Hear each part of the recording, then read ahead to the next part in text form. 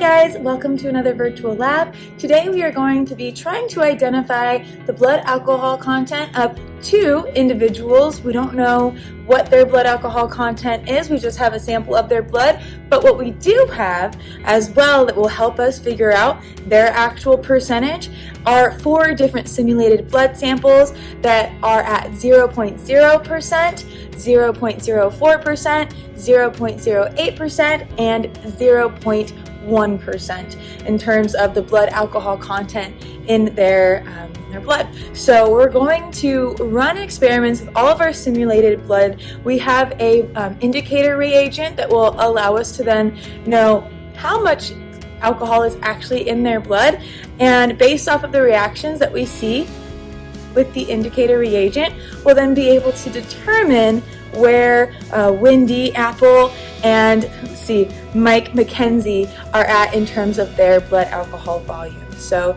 let's go ahead and get started. So the first thing that I'm going to do here is I'm going to put all of my simulated blood into their different plates. So the Petri dishes that I have are pretty fancy. They're split in half here. So what we're going to do is we're going to put 6 drops of the indicator reagent on this side, and then I'm going to put about 10 milliliters or like 3 or 4 pipettes full of, this is a 3 milliliter pipette. I'm going to do a little bit more than 3 on this side. So let's go ahead and get started. I'm going to start with my 0.0 here.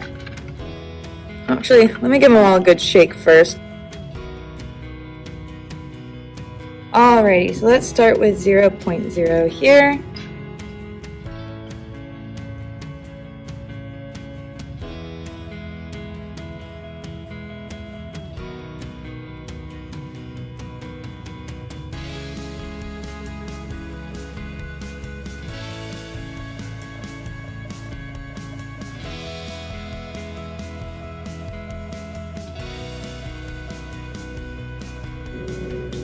Alrighty, so what I'm going to do now is just kind of make sure that the blood is touching all ends of the plate here, just to increase the surface area.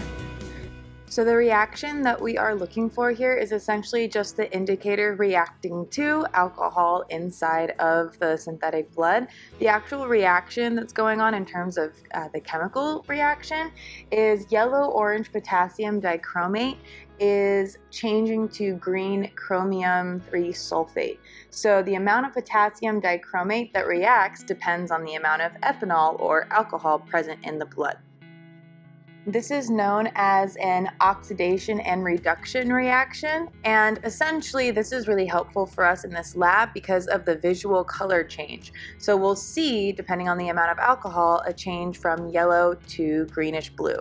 So my next step here is to just cover all of my plates, and we're going to wait about 20 minutes to see the reaction. So what we want to do is take account of what these look like right at the beginning of our experiment, so right now.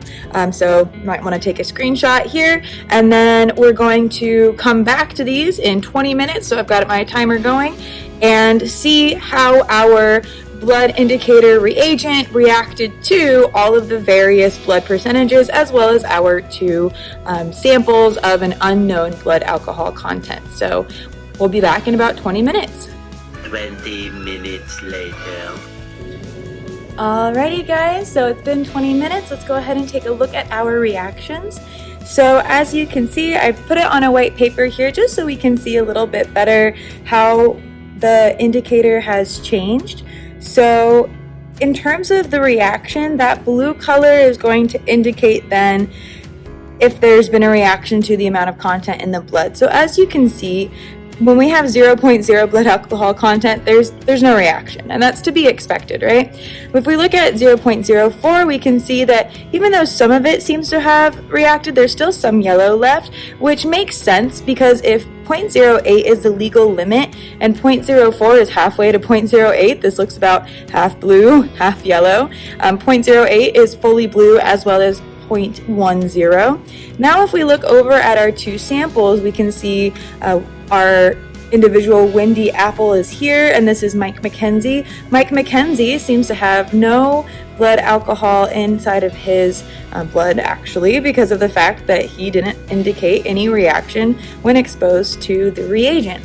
Meanwhile, Wendy Apple did, and based off of then the color, we can see that she has at least 0.08, if not more. If we let this run longer, eventually the alcohol that's inside the blood will cause this full reaction to occur. That's why we time it for 20 minutes, because of the amount of exposure that is needed in order to induce a reaction. But this is a really good way to be able to easily identify the amount of alcohol in somebody's blood, and that is why people will do breathalyzer tests. So go ahead and use these results for your lab, and I can't wait to see how you guys analyze it.